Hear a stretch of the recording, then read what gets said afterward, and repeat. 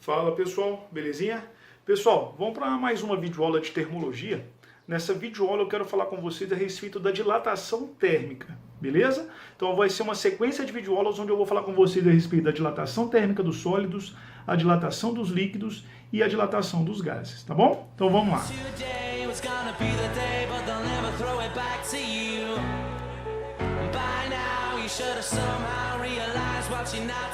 Pessoal, então, para iniciar os nossos estudos, vamos falar aqui a respeito da dilatação térmica, né? Eu expliquei para vocês, quando a gente estava falando sobre o conceito de temperatura, sobre o conceito de calor, que quando nós fornecemos uma determinada quantidade de calor a um determinado corpo,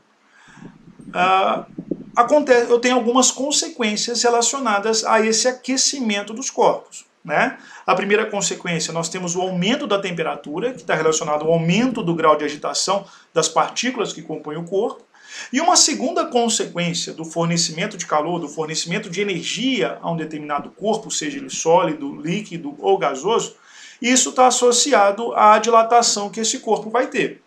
Então, ou seja, nós vimos nessa nossa videoaula sobre temperatura, de introdução à termologia, onde eu falei com vocês que se eu tenho um determinado corpo, né, e esse corpo está com uma temperatura baixa, com uma temperatura menor, as partículas elas estão simplesmente vibrando em torno da posição de equilíbrio. E à medida que eu vou fornecendo calor, à medida que eu vou fornecendo energia para esse corpo, o que acontece com as partículas que compõem esse corpo? Elas há um aumento no grau de agitação molecular, então elas passam a vibrar com maior intensidade. E como consequência desse aumento na vibração das partículas que compõem o corpo, essas partículas passam a ocupar um espaço maior, né? E essa ocupação de um espaço maior é o que nós chamamos de dilatação. Então a gente diz que os corpos, quando têm um alto grau de agitação molecular, tendem a sofrer uma dilatação maior. E é justamente sobre isso que nós vamos falar, tá bom? Nós vamos iniciar os nossos estudos, pessoal, falando a respeito da dilatação térmica dos sólidos, né? Assim que a gente encerrar essa parte de dilatação dos sólidos, a gente vai para a dilatação dos líquidos e finaliza com a dilatação dos gases, que é bem rapidinho. Mas antes disso, a gente precisa só entender algumas coisas aqui. As partículas que compõem um corpo sólido, né? Mesmo que essas partículas estejam em zero absoluto de temperatura, elas estão no mínimo vibrando em torno da posição de equilíbrio, ou seja, elas vão manter uma determinada posição fixa em relação às outras partículas que compõem ela. Ou seja, o que isso significa dizer? Isso significa dizer que nos corpos sólidos as partículas não se movimentam. As partículas elas não saem de sua posição mudando de posição. Tá? O que acontece, por exemplo, nos líquidos e o que acontece nos gases. Então, nos corpos sólidos, as partículas elas estão estáticas. Então, a única movimentação que essas partículas possuem é uma movimentação em torno da posição de equilíbrio. Beleza? Então, quando a gente fornece calor para esse corpo sólido, para essas partículas, o que vai acontecer? Elas não vão se movimentar. O máximo que vai acontecer é essas partículas o quê? Aumentarem a sua vibração. E como consequência desse aumento da vibração, elas passam a ocupar um espaço maior, ou seja, elas vibram uma distância maior, certo? E como consequência, esse aumento na posição de vibração, aumento na posição, é o que nós chamamos de dilatação. Quando nós estudamos a dilatação, é importante a gente entender o seguinte, que essa dilatação ela não acontece somente em uma dimensão, ela não acontece somente um aumento no comprimento, um aumento na largura ou um aumento na espessura desse corpo. Então, quando um corpo sólido sofre dilatação, há um aumento em todas as dimensões. Tá? Então, há um aumento no comprimento, há um aumento na largura e há um aumento na espessura. Didaticamente, o que a gente faz? Nós estudamos a dilatação dos sólidos em partes. Então, nós dividimos a dilatação térmica dos sólidos em três tipos. Em dilatação, que nós chamamos de dilatação linear, dilatação superficial e dilatação volumétrica. Tá bom? Então, pessoal, é o seguinte, nós vamos estudar cada uma dessas dilatações de forma separada. Só lembrando, isso não significa dizer que esse corpo vai sofrer somente uma dilatação linear, somente superficial ou somente volumétrica. Tá? Isso não é uma regra. Um corpo, quando ele sofre dilatação, ele aumenta em todas as dimensões. Primeiro, o que é a dilatação linear? O que nós definimos como sendo uma dilatação linear? Uma dilatação ela é chamada de linear quando o comprimento do corpo for muito maior do que a sua área de seção transversal. Ou seja, quando esse corpo for muito grande, quando comparado à área dele, a gente diz que esse corpo vai sofrer uma dilatação linear. Tá? Mas ele também vai sofrer uma dilatação em todas as dimensões. Mas como o aumento no comprimento é muito maior do que o aumento na área e muito maior do que o aumento no volume, a gente diz que esse corpo está sofrendo simplesmente uma dilatação linear. É o que acontece, por exemplo, nas linhas de trem, beleza? Essa curvatura que é provocada aqui na linha de trem é porque durante um dia quente, esse ferro sofreu dilatação. A junta de dilatação provavelmente era uma junta de dilatação pequena, certo? E como consequência, o que aconteceu? Ele encurvou, tá? É porque ele não teve espaço suficiente para dilatar. Então ele dilatou mais do que o esperado. Então ele provoca essa curva aqui, beleza? Então a dilatação linear é quando acontece somente um aumento o quê? No comprimento do corpo.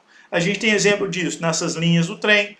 A gente tem exemplo disso nos fios de alta tensão, tá? Então, se você for reparar esses fios de alta tensão em dias frios e em dias quentes, você vai perceber que essa barriga que é formada aqui pelos fios de alta tensão é maior em dias quentes do que em dias frios, belezinha? E tem como calcular essa dilatação linear? Tem como calcular. Para a gente fazer os cálculos relacionados a essa dilatação linear, a gente vai considerar aqui uma barra, tá? É lógico que eu considerei uma dilatação aqui exagerada. Então eu tenho aqui uma barra, né, uma barra de ferro, por exemplo. Essa barra de ferro, ela vai apresentar aqui um comprimento inicial, que eu estou chamando de L0. Ela vai apresentar aqui uma temperatura inicial, que eu estou chamando de θ0. O que vai acontecer? Eu vou fornecer calor para essa barra de ferro. Quando eu forneço calor para essa barra de ferro, o que acontece? Vai haver um aumento no grau de agitação das partículas e, como consequência, nesse aumento de grau de vibração, ela vai dilatar, ou seja, ela vai aumentar o seu tamanho. Então ela vai passar a ter um comprimento L, uma temperatura θ. Beleza? Essa diferença no tamanho, que há entre a barra em uma temperatura inicial e a barra numa temperatura final, é o que nós chamamos de dilatação linear, beleza? Então, ou seja, se você reparar nesse desenho aqui, você vai ver que tem uma certa diferença entre os comprimentos aqui. E essa diferença entre o comprimento final e o comprimento inicial é o que nós chamamos de dilatação linear.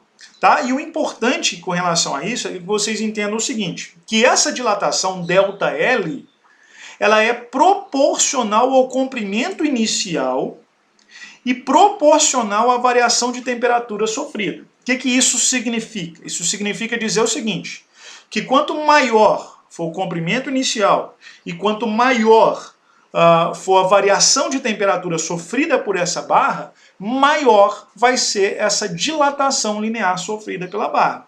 Então, matematicamente, a gente tem uma expressão que a gente representa essa dilatação linear. Então, a gente pode representar essa dilatação linear pela equação ΔL, que é igual a L0 vezes alfa vezes Δθ.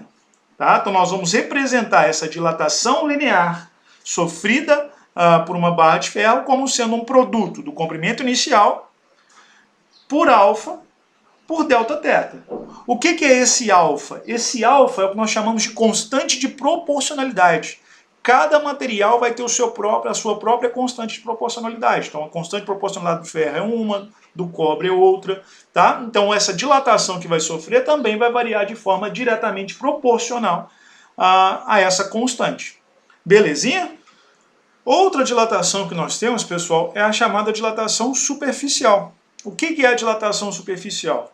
Nós vamos dizer que um determinado sólido vai sofrer uma dilatação superficial quando o aumento na área desse sólido for superior, for muito maior do que o aumento no comprimento e o aumento na espessura desse sólido. Beleza? Então, ou seja, quando o aumento na área for superior ao aumento no comprimento e o aumento no volume, de uma maneira geral, a gente diz que esse sólido vai sofrer uma dilatação superficial.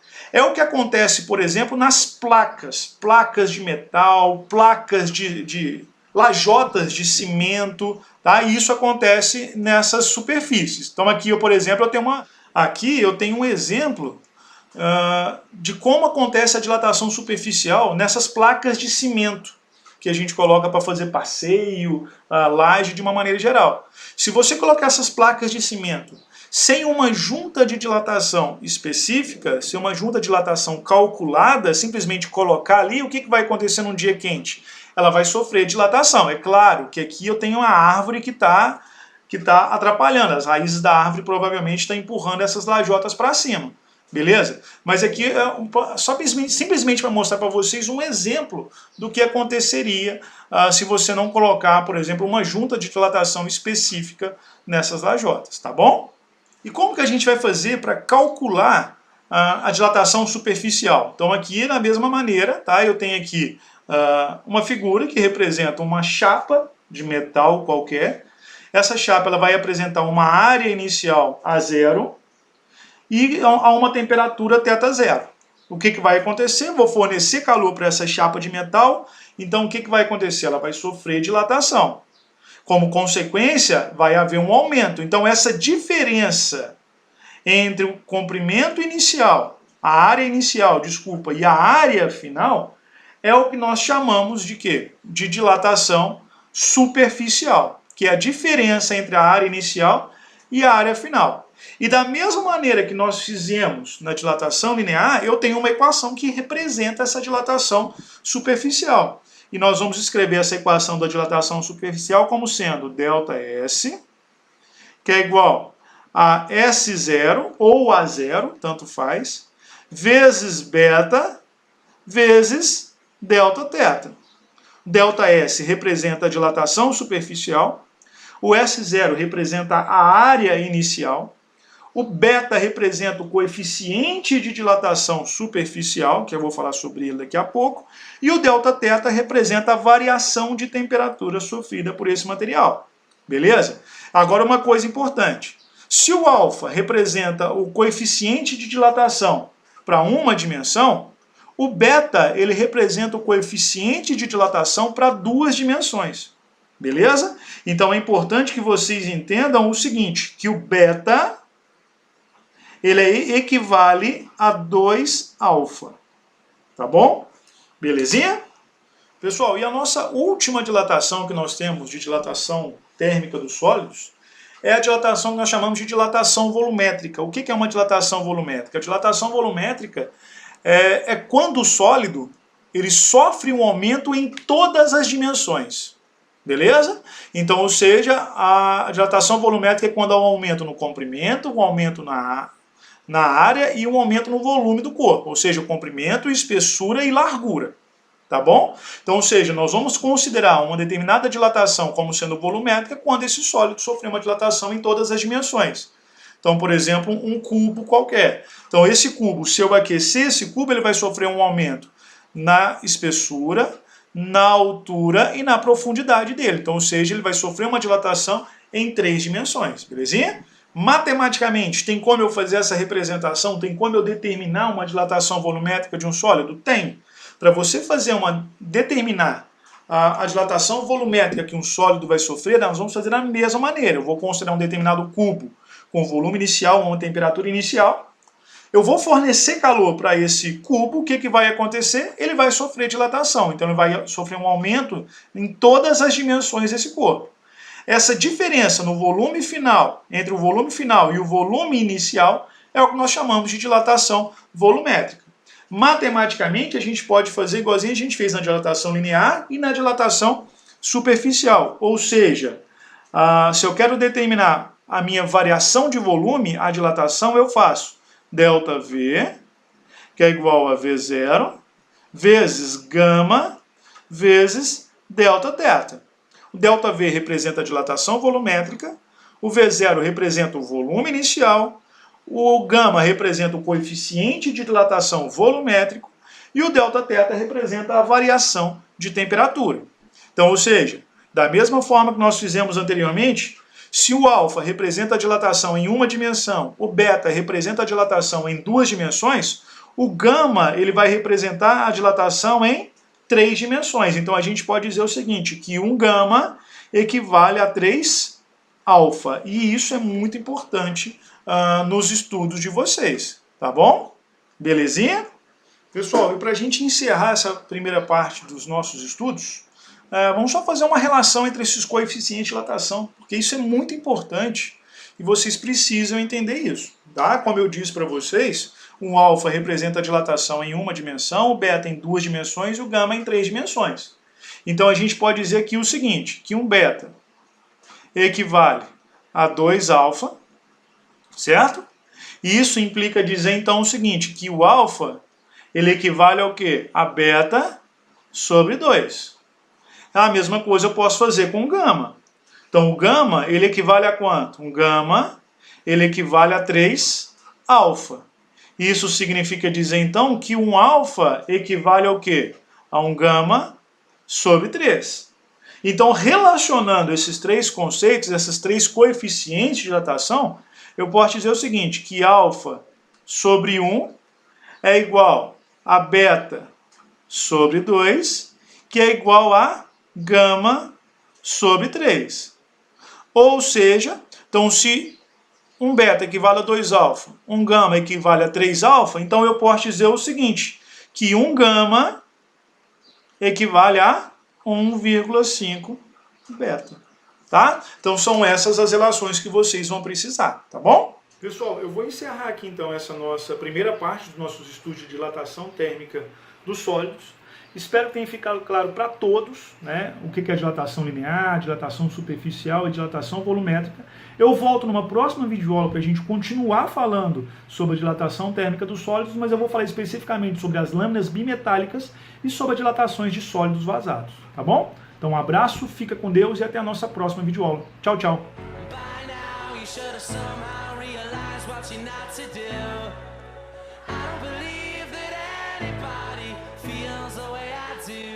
About you now.